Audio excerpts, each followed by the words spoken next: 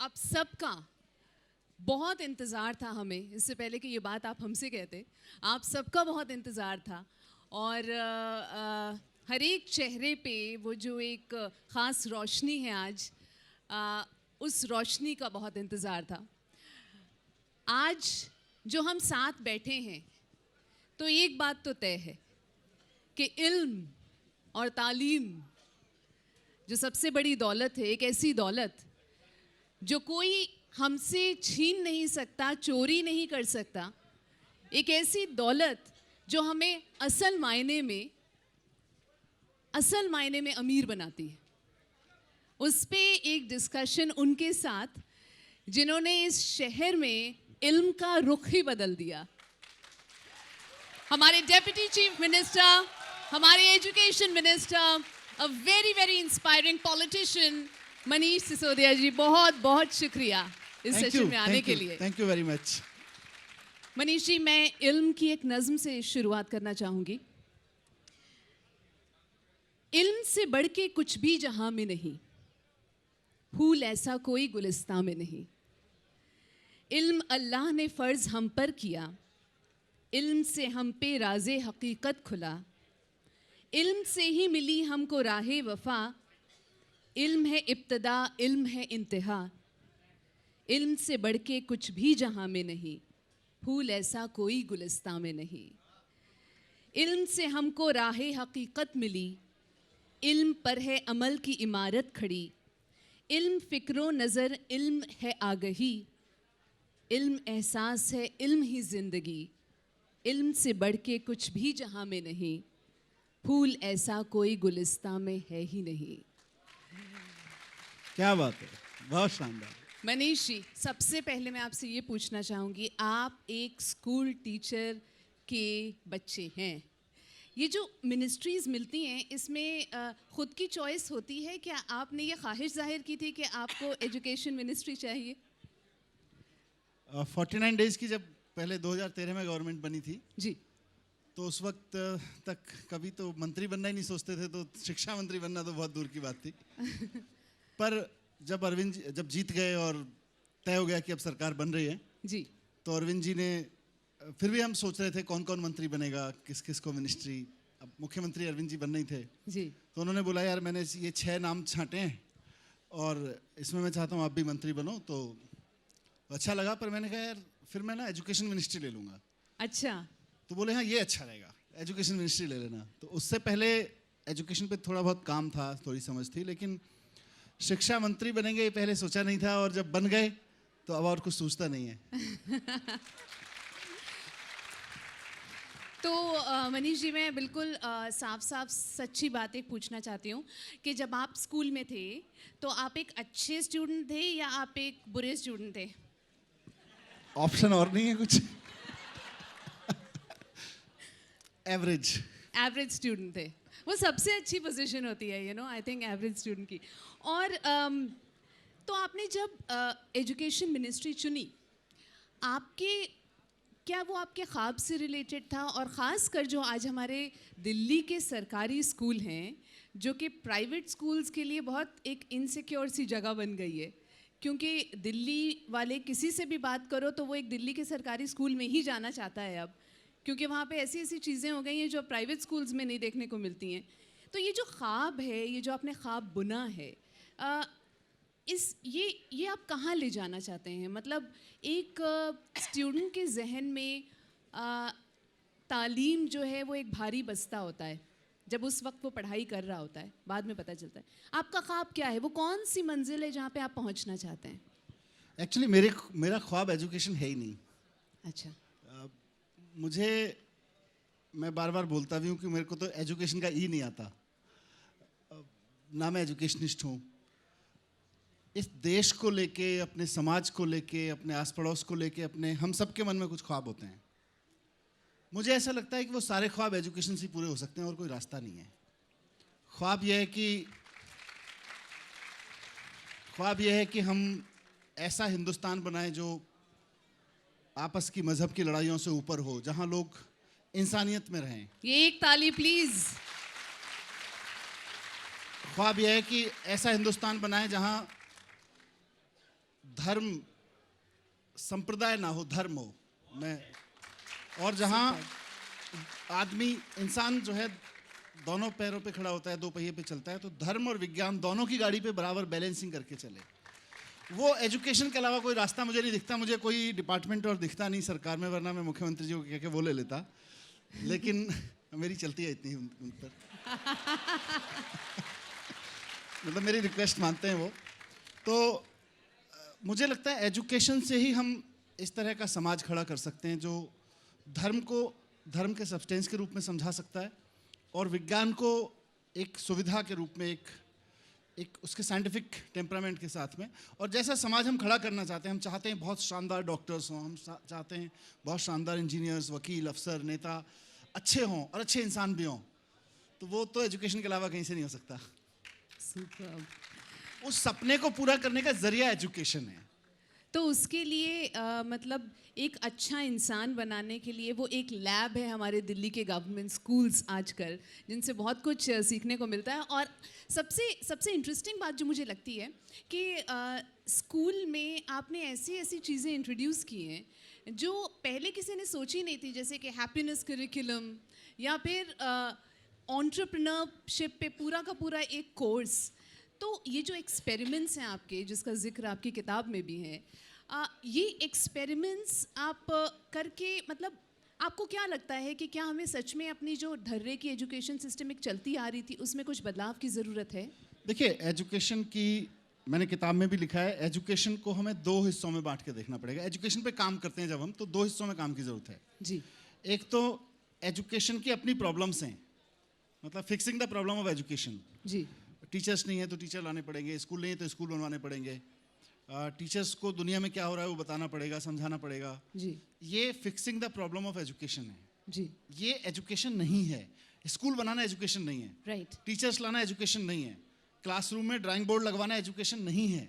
वो एजुकेशन की प्रॉब्लम्स को दूर करना है। जब आप एजुकेशन की प्रॉब्लम को दूर करते हैं, फिर आप देखिए दुनिया में क्या प्रॉब्लम है, देश में क्या प्रॉब्लम है, समाज में क्या प्रॉब्लम है, फिर उसको एजुकेशन को यूज़ करके उसको ठीक करना है। जैसे मैं अक्सर सोचता हूँ कि हर आदमी टेंशन में जी रहा है, किसी ना किसी की टेंशन में है। वो बंदूकें, हम लोग बात भी करते हैं, बंदूकें केवल बॉर्डर पे नहीं तनी है भारत पाकिस्तान के, घरों में भी तनी है, टेंशन की बंदूकें तनी हुई है। बिल्कुल। और मतलब वो टेंशन दूर कैसे होगी? जाति के, धर्म के झगड़े दूर कैसे होंगे? लालच है इतना चारों तरफ, मतलब करप्शन है, सही। वो दूर कैसे होगा? मैं इंडिया गेट पे घूमता हूँ, आज हम इंडिया गेट के पास बैठे हैं, मैं बहुत देखता, मेरा घर भी पास में ही है, मैं घूमता हूँ तो देखता हूँ कि एक आदमी 20-25 लाख की गाड़ी से आता है, 100 रुपये की आइसक्रीम खरीदता है, तो उसका रैपर वहीं डाल के जाता है। अब ये 20-25 लाख की गाड़ी में आने वाला आदमी, मैं समझता हूँ थोड़ा बहुत तो पढ़ा लिखा होगा। तो fixing the problem of society through education, सही सही, वो इम्पॉर्टेंट पार्ट है, वो एक्चुअली मिस कर जाते हैं। हमने देखा कि देश भर में जब काम सरकार में आने से पहले हम एजुकेशन पे काम कर रहे थे, तो मैं देख रहा था कि सारा जोर हमारे शिक्षा विभागों का, सरकारों का, यहाँ तक कि समाज का भी और मीडिया का भी ये है, साहब मिड डे मील ठीक से बट रहा है, टीचर्स टाइम पे आ रहे हैं, किताबें ठीक मिल गई, वर्दी ठीक से टाइम पे मिल गई। अरे ये एजुकेशन थोड़ी है, ये एजुकेशन का फाउंडेशन है। अगर ये सब हो गया उसके बाद एजुकेशन शुरू करो ना। सही सही, एजुकेशन नहीं दे रहे हैं और ज़्यादा करेंगे। पढ़ाई हो गई, चैप्टर पूरा हो गया, कोर्स पूरा हो गया, सिलेबस पूरा हो गया, नंबर ठीक से आ गए, हाँ जी सर्टिफिकेट दे दो, बाहर जाओ। आदमी को साइंस समझनी थी, साइंस समझ में आई कि नहीं आई?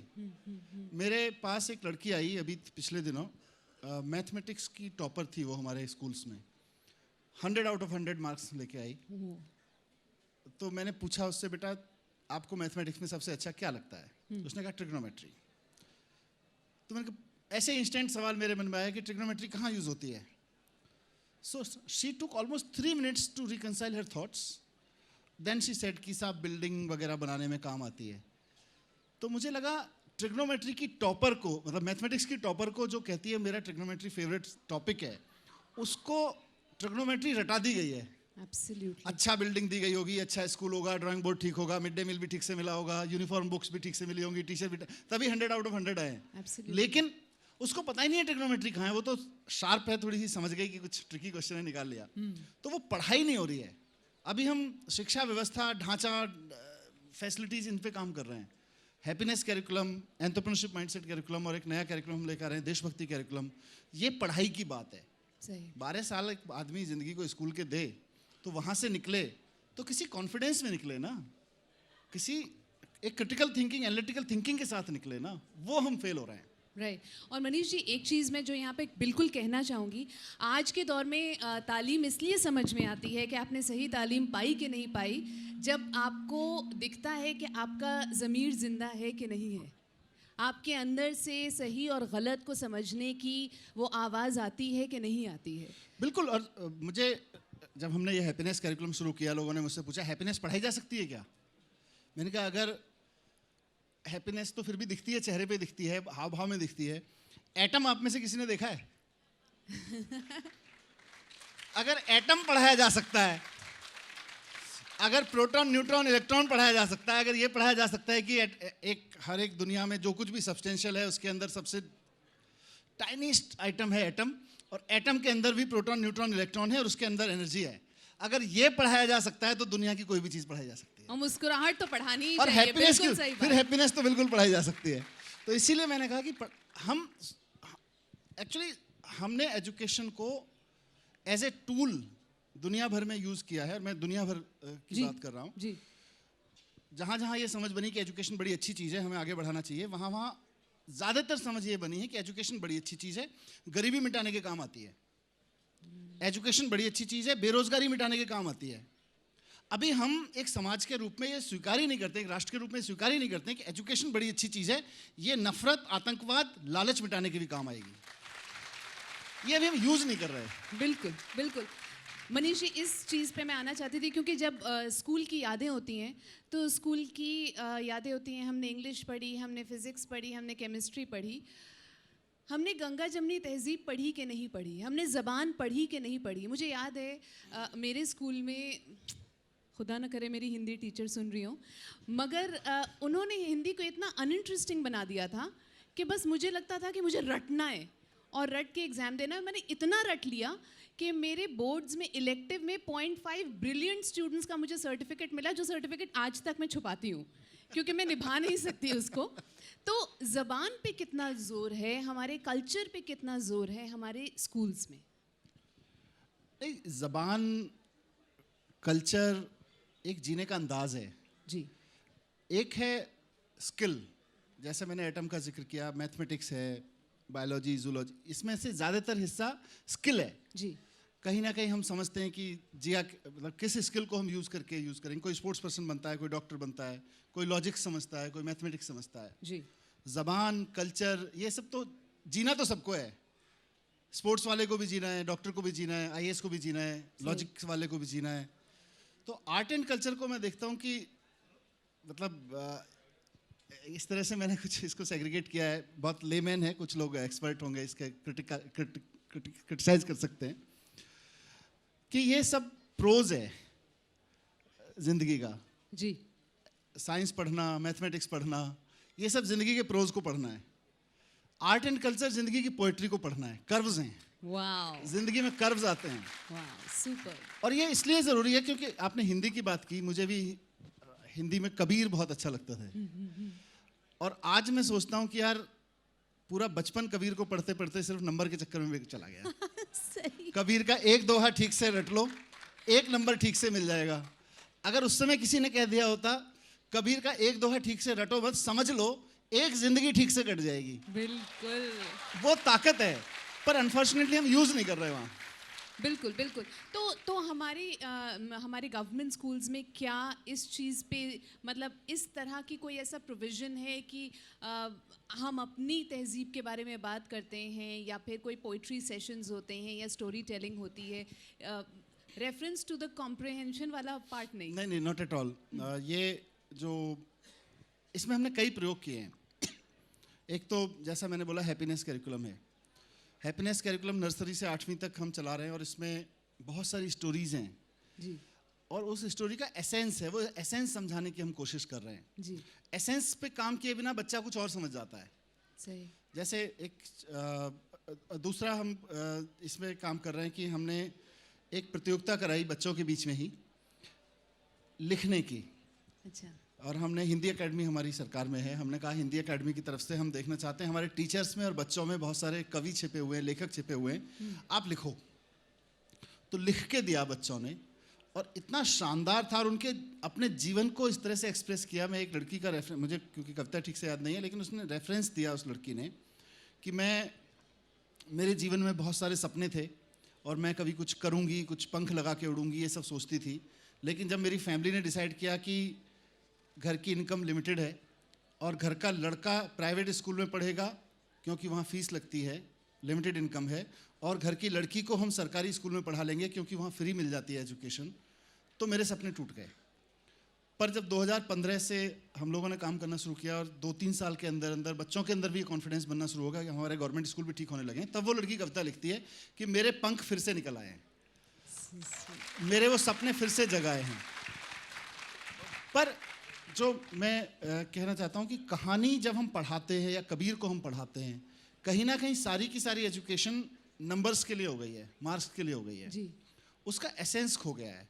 हम हैप्पीनेस कैरिकुलम में, एंटरप्रेन्योरशिप माइंडसेट कैरिकुलम में भी, और अब हम जो देशभक्ति का पाठ्यक्रम ला रहे हैं, इसमें खूब सारी कहानियाँ, खूब कविताएं हैं और इसमें हम जोर देते हैं कि साहब उसके एसेंस पे जाइए जी। नॉर्मली आप किसी, मुझे नहीं पता कितने टीचर्स हैं यहाँ, पर नॉर्मली जब सिलेबस आता है टीचर के सामने तो उसके ऊपर जोर होता है, साहब ये CBSE का सिलेबस है, ये आपको 15 चैप्टर हैं, ये आपको 15 चैप्टर 10 महीने में ख़त्म करने हैं, और उनके ऊपर इंस्पेक्टर राज होता है, आपको 1 महीने में इतने ख़त्म करने हैं, दूसरे महीने में इतने, तीसरे महीने में इतने। हमने हैप्पीनेस की बुक, जब हैप्पीनेस करिकुलम लॉन्च किया, उसमें पहली बार देश में शायद पहली बार इस तरह का सिलेबस बनाया जहाँ हर एक चैप्टर के नीचे लिखा गया है, उसका टाइटल के नीचे, कि आइडियली से 3-4 दिन या टीचर के सेटिस्फाई होने तक। और ट्रेनिंग में टीचर्स को कहा जा रहा है कि आप 15 की जगह पूरे साल में अगर एक चैप्टर बच्चों के जीवन में उतार पाए, ये किताब सक्सेसफुल है। 15 पूरे नहीं करने, फिर एक उतार दो। तो इस पे जोर दे रहे हैं जी। मनीष जी, तो क्या हम कभी दिल्ली के स्कूलों में फैज़ को पढ़ पाएंगे, कृष्ण चंद्र को पढ़ पाएंगे? बिल्कुल पढ़ पाएंगे और पढ़ना चाहिए। बोल के लब आजाद हैं तेरे, हमारे बच्चे सीखेंगे। बोल के लब आजाद हैं तेरे। अगर आपने इल्म से बात शुरू की, अगर लबों को आजाद नहीं किया तो इल्म किस काम का है? क्या बात, क्या बात। फिर तो इल्म नौकरी के लिए है, और मैं कह रहा हूं कि नौकरी के लिए दी जाने वाली तालीम पूरी के पूरी तालीम का एक छोटा सा 360 डिग्री तालीम का एक एंगल है। उसके बाद उसके 359 एंगल्स और हैं, और वो बोल के लब आज़ाद हैं, दिल आज़ाद है, दिमाग आज़ाद है। इस सब को करना बहुत ज़रूरी है। वाओ वाओ, मतलब अभी हम लोगों को एक्चुअली वो जिसको बोलते हैं कि शॉर्टकट हैप्पीनेस करिकुलम का मिल रहा है कि हमारे बच्चे क्या पढ़ते होंगे बहुत सारी मुस्कान के साथ। तो अब आपने हैप्पीनेस के बारे में एक चीज़ कहना चाहता हूँ कि हैप्पीनेस कैरिकुलम, मुझे लगता है कि यहाँ जितने लोग बैठे हैं, हम सबको जो सुनते हैं या देश इंसानों के लिए, हमारे परिवारों के लिए, जब हमने हैप्पीनेस कैरिकुलम शुरू किया तो मैं ऐसी स्कूलों में जाके पूछता था कि भाई ये हमने शुरू किया है, मुझे पेरेंट्स, ऐसे कभी कभी नेगेटिव बोलना होता है, मैंने कहा मुझे पेरेंट्स बहुत शिकायत कर रहे हैं कि आपने एक सब्जेक्ट नया शुरू कर दिया, इसको बंद करा दें। तो बच्चे कहते हैं नहीं, इसको बंद मत कराना, मैं क्या फ़ायदा है। तो किसी एक कन्वर्सेशन में एक मदर ने बोला कि सर मेरा बच्चा ना, एक हैव नॉट फैमिली का बच्चा है, वो बोली मेरा बच्चा बड़ा राउडी था, लेकिन जब से ये कुछ आपके यहाँ हैप्पीनेस वगैरह की क्लास शुरू हुई है, वो घर में आके पूछता है खाना बन के लिए, मम्मी से पूछता है मम्मी आपके लिए बचा हुआ है, और वो सिर्फ पूछता नहीं है, किचन में जाके चेक भी करता है। किसी माँ के लिए एक गरीब परिवार में बच्चा आके ये पूछ ले कि आप प्यार में तो नहीं कह रही हो बचा हुआ है, माँ करती हैं ऐसा, उस बच्चे के अंदर इतनी सेंसिटिविटी आना, मुझे लगता है हैप्पीनेस उस डायरेक्शन में लेके जा रहा है समाज को। हमारे हिंदुस्तान को इतनी सारी दौलत देने के लिए बहुत बहुत शुक्रिया मनीष जी। मैं ज़रूर कहना चाहूँगी, आपने फैज़ का जिक्र किया और इतने दिल से किया कि अब मुझे पूछना पड़ेगा, आपको शेर व शायरी में इंटरेस्ट है? मैं सुनता बहुत ज़्यादा हूँ बहुत इंटरेस्ट है और मैं बहुत सुनता हूँ। और आप बहुत सुनाएंगी तो मैं अभी भी सुन सकता हूँ। और आपने बोला कि मैं बहुत सुनता हूँ, और मिसेस सिसोदिया यहाँ पर हैं, इनकी तरफ इशारा तो नहीं था? बिल्कुल, ये भी सुबह सुबह हम लोगों के पास कुछ, क्योंकि पॉलिटिक्स में आए तब से क्वालिटी टाइम, फैमिली का क्वालिटी टाइम रिड्यूस हो जाता है सोशल लाइफ में, पर सुबह वो बचती है अभी भी। फिर भी आजकल तो इलेक्शन है, फिर भी सुबह निकल जाता हूँ। लेकिन आमतौर पर सुबह का क्वालिटी टाइम हम फैमिली के लिए रखते हैं और उसमें मेरी वाइफ है सीमा, उनका एक प्रिय काम है सुबह व्हाट्सएप पे आने वाले कुछ या फेसबुक पे आने वाले कुछ अच्छे शेर, कुछ अच्छे कोट्स बीच में चर्चा करना उन पे। अच्छा, क्योंकि मैं तो ये पूछने वाली थी कि आप इतने मसरूफ हो गए हैं कि कहीं आपको सीमा जी को ये तो नहीं बोलना पड़ता कि मुझसे पहली सी मोहब्बत मेरे महबूब ना मांगा। अभी तो जरूरत नहीं पड़ी और मुझे लगता है पर नहीं पड़ेगी भी नहीं। अच्छा, तो मैं अगर आपसे पूछूं कि जब आप स्कूल में थे तो आपका फेवरेट सब्जेक्ट कौन सा था? फेवरेट सब्जेक्ट जो दिल से अच्छा लगता था? मुझे साइंस बहुत अच्छी लगती थी। साइंस बहुत अच्छी लगती। और कौन से सब्जेक्ट से आप भागते थे? ये सोशल साइंस वाला भागता था मैं। और मुझे नहीं पता था ये समाज सेवा और उसके बाद राजनीति ये सब उसी से। I was a bad student in that. अभी कभी पेरेंट टीचर्स मीटिंग में आपके पेरेंट्स गए हों और आपका दिल ज़ोर ज़ोर से धड़क रहा हो कि क्यों आज ये वहाँ चले गए? कोई शिकायत आपकी सबसे बड़ी शिकायत क्या होती थी? मैं जिस माहौल में पढ़ा जी। मेरा गांव है यहाँ से पिलखुआ के पास में एक और डाउन लाइन ऑफ रोड पे।